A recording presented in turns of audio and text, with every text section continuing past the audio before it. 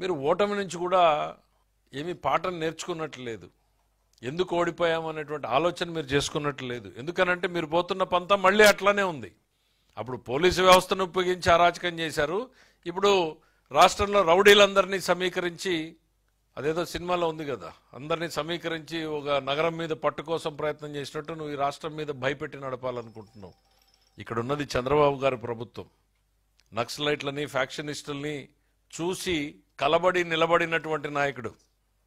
చాలా లెంగ్తీ రోపిస్తాడు మా ముఖ్యమంత్రి గారు. చాలా ఓర్పు, చాలా సంయమనం ఆయనకి. నీలాంటి అరాచకాల్ని మాత్రం సహించేది ఉండదు అనేటువంటిది ఈరోజు చెప్తా ఉన్నాం. ఇవన్నీ కూడా చాలా ఆర్కెస్ట్రాడ్. మీరేవో మీ టూర్లో రప్ప రప్ప నరికేస్తామనంటే సంతోషం అంటావు నువ్వు. ఒక మాజీ ముఖ్యమంత్రిగా నువ్వు ప్రెస్ మీట్లో దాన్ని ఖండించాల్సింది పోయి, ఇది మాకు సంబంధం లేదు, ఈ ఆలోచన కాదు, ఇది మా భావజాలం కాదు అని చెప్పాల్సింది పోయి, సంతోషం నరికేద్దాం అంటున్నాడు కదా, సంతోషం అంటున్నాడు అని అంటే ఏం చెప్పదలుచుకున్నావు సమాజానికి? హింసని ప్రేరేపించడం కాదా?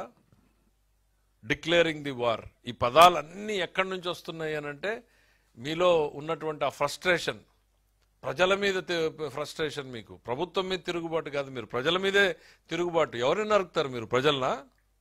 ప్రజాస్వామ్యాన్నా? ఎవరిని?